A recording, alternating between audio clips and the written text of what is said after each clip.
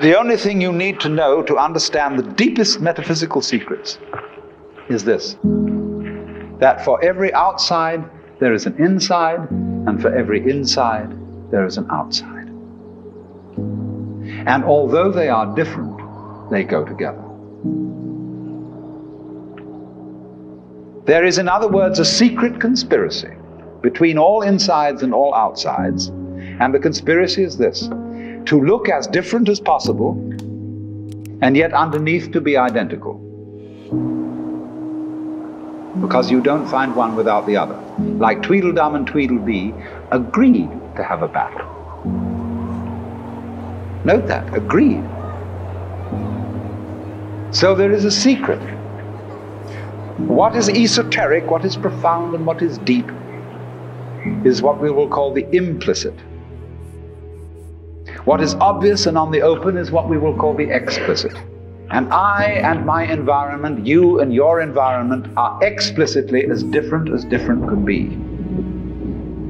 But implicitly, you go together. And this is discovered by the scientist when he tries, as the whole art of science is to describe what happens exactly. And when he describes exactly what you do, he finds out that your behavior is not something that can be separated from the behavior of the world around you. He realizes then that you are something that the whole world is doing. Just as when the sea has waves on it, well, right, the sea, the ocean is waving. And so each one of us is a waving of the whole cosmos, the entire works, all there is. And with each one of us, it's waving and saying, "You, here I am." Only it does it differently each time. Because variety is the spice of life.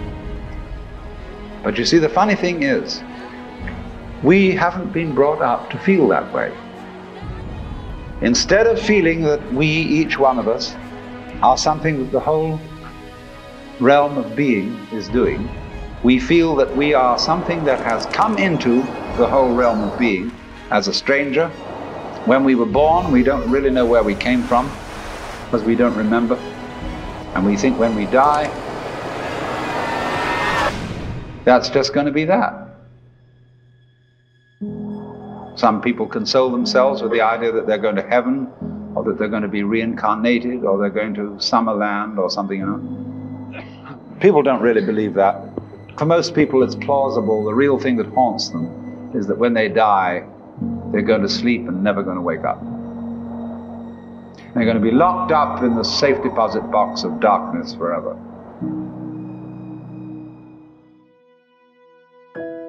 But that all depends, you see, upon a false notion of what is oneself. Now, the reason why we have this false notion of ourselves is, as far as I can understand it, that we have specialized in one particular kind of consciousness. Being very general, rough, we have two kinds of consciousness. One I will call the spotlight, and the other the floodlight. The spotlight is what we call conscious attention, and that is trained into us from childhood as the most valuable form of consciousness.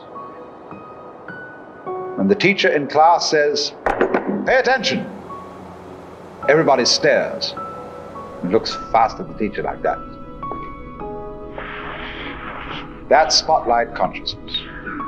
Fixing your mind on one thing at a time. Concentrate. And even though you may not be able to have a very long attention span, nevertheless you concentrate. You use your spotlight, one thing after another, one thing after another. Flip, flip, flip, flip, flip, flip, flip, flip, like that. But we also have another kind of consciousness, which I'll call the floodlight. For example, you can drive your car for several miles with a friend sitting next to you, and your spotlight consciousness will be completely absorbed in talking to your friend. Nevertheless, your floodlight consciousness will manage the driving of the car, will notice all the stoplights, the other idiots on the road, and so on, and you'll get there safely, without even thinking about it. But our culture has taught us to specialize in spotlight consciousness and to identify ourselves with that form of consciousness alone. I am my spotlight consciousness. My conscious attention, that is my ego, that is me. And very largely we ignore the floodlight. Now the floodlight consciousness is working all the time. Every nerve end that we have is its instrument.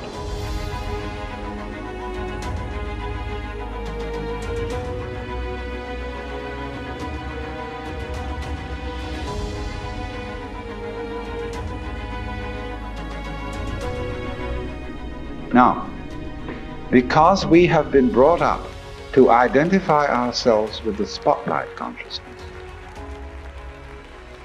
and the floodlight consciousness is undervalued, we have the sensation of ourselves as being just the spotlight, just the ego that looks and attends to this and that and the other. And so we ignore and are unaware of the vast, vast extent of our being. People who by various methods become fully aware of their floodlight consciousness have what is called a mystical experience or a cosmic consciousness, because they discover that the real deep, deep self, that which you really are, fundamentally and forever, is the whole of being. All that there is, the works, that's you. Just as a sun or star has many rays, so the whole cosmos expresses itself in you, in you, in you, in you, in you, with all the different variations. It dances with infinite variety. But every single dance that it does, that is to say, you is what the whole thing is doing. But you see, we forget it. We don't know. We've been brought up in a special way, so that we are unaware of the connection. The external world is your own body extended.